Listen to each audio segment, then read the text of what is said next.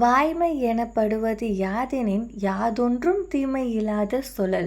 வணக்கம் நண்பர்களே, நான் உங்க தோழி சிவானிமூர்த்தி. இது ஓம் ரிதம் ஆஃப் லைஃப். பசுமாடுகளை புனிதம், கடவுள், தெய்வம்னு கும்பிட்டு இருக்கிற இதே இந்தியா உலகத்திலேயே அதிக அளவு மாட்டு இறைச்சியை உற்பத்தி பண்ற நாடா இருக்குது. எப்படி?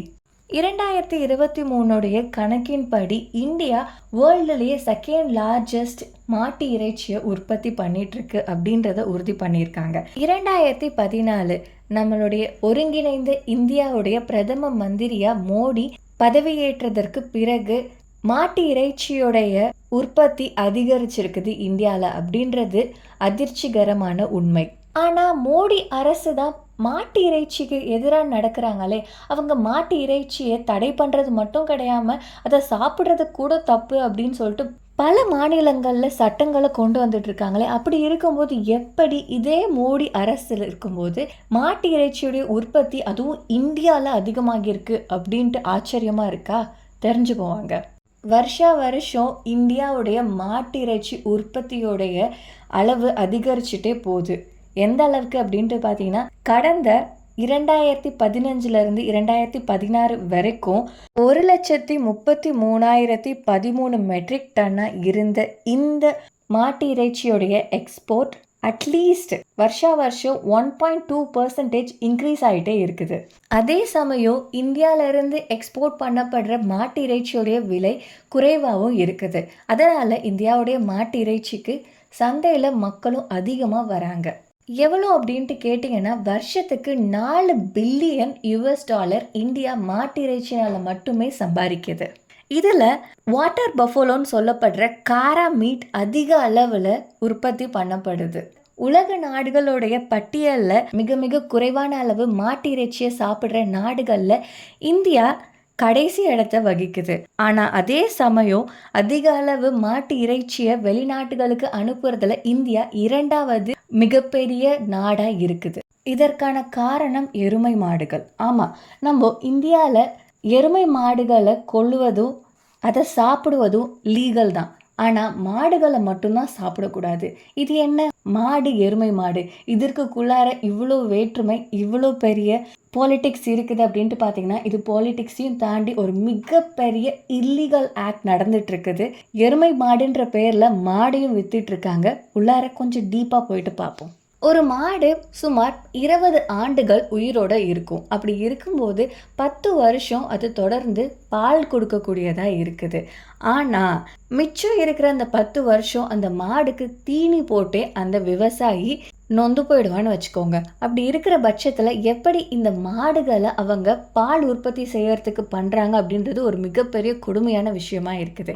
ஒன்று ஆர்டிஃபிஷியல் இன்செமினேஷன், அதாவது விந்தணுக்களை அந்த மாட்டோடைய உடம்புல வற்புறுத்தி பண்ணி செலுத்துறதா இருக்கட்டும், அல்லது அதை வற்புறுத்தி பண்ணி புணர்வு பண்ணுறதா இருக்கட்டும். இதன் மூலயமா மாடு தொடர்ந்து 10 வருஷத்துக்கு, அதாவது வருஷம் அது ப்ரெக்னெண்ட்டாக இருக்கிறது போல் அவங்க பண்ணுறாங்க.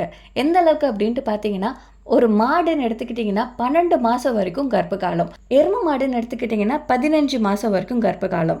ஸோ இந்த சைக்கிள் தொடர்ந்து வந்துக்கிட்டே இருக்கும். இப்போ ஒரு மாடு கன்றுக்குட்டியை இட்டுச்சு அப்படின்னா வெறும் 3-4 நாள் வரைக்கும் தான் அந்த மாடு அந்த கன்றுக்குட்டியோட இருக்கும். அதற்கு பிறகு அந்த கன்றை பிரிச்சுடுவாங்க. இதற்கான காரணம், இப்படி பிரிக்கிறதால 30% அதிக அளவு பால் உற்பத்தியை அந்த மாடு செய்யும் அப்படின்றதற்காக. இப்படி பிரிக்கப்பட்ட கன்று சரியான உணவு இல்லாததாலையும் சுத்தமான சூழ்நிலை இல்லாததாலையும் கூடிய விரைவில் இறந்து போகக்கூடியதா இருக்குது. இப்படி இறந்து போகிற கன்றை பார்த்து அந்த மாடு ஸ்ட்ரெஸ் மூலயமா பால் கொடுக்கறத நிறுத்திடும் அப்படின்றதுக்காக அந்த கன்றுடைய உடம்புல வைக்கோலை வச்சு அந்த கன்று உயிரோட இருக்கிறது போல பாவனை காட்டி அந்த மாடுக்கு ஆக்சிடோக்சின் ஹார்மோனை, ஆக்சிடோக்சின் இந்தியாவில் இல்லீகல், பட் அந்த ஆக்சிடோக்சின் ஹார்மோனை மாடுக்கு செலுத்தி அதோடைய பால் உற்பத்தியை அவங்க இன்க்ரீஸ் பண்ணுறாங்க.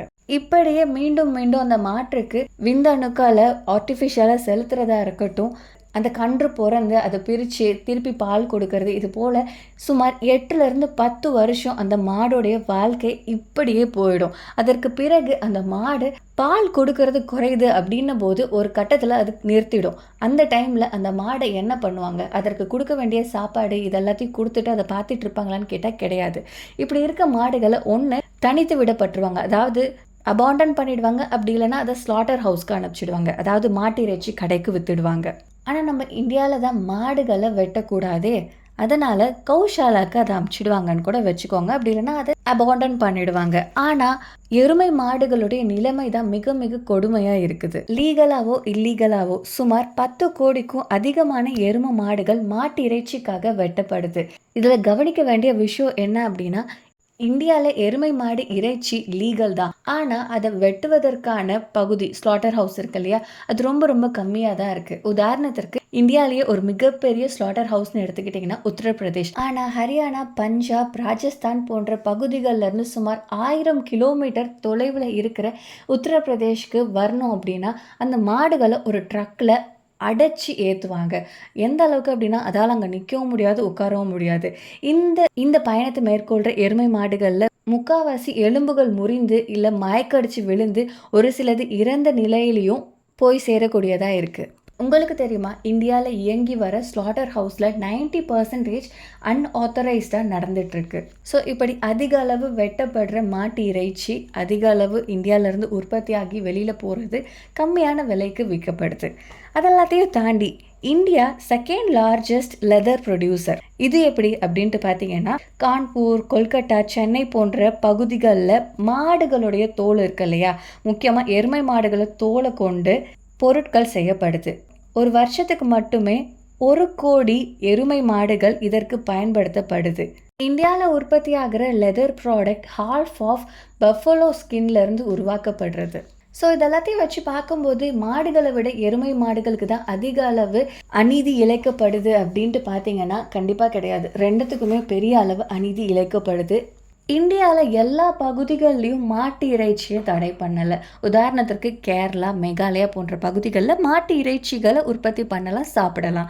அதே போலக்க காளை மாடுகள் இருக்கு இல்லையா, அது ஆந்திர பிரதேஷ் போன்ற பகுதிகளில் அவங்க சர்டிஃபிகேட் வாங்கிட்டு, அதாவது இது எக்கனாமிக்கலாக இதுக்கப்புறம் யூஸ் ஆகுது அப்படின்ற சர்டிஃபிகேட் வாங்குச்சு அப்படின்னா அதை அவங்க ஸ்லாட்டர் ஹவுஸ்க்கு கொடுத்துடலாம். இதெல்லாத்தையும் தாண்டி இங்கே கன்சிடர் பண்ண வேண்டிய பிரச்சனை என்ன அப்படின்னா, 5 லட்சத்துக்கும் அதிகமான மாடுகள் தனித்து விடப்பட்டு சாலைகள்லையும் பொது வெளியிலையும் சுத்திட்டு இருக்கு.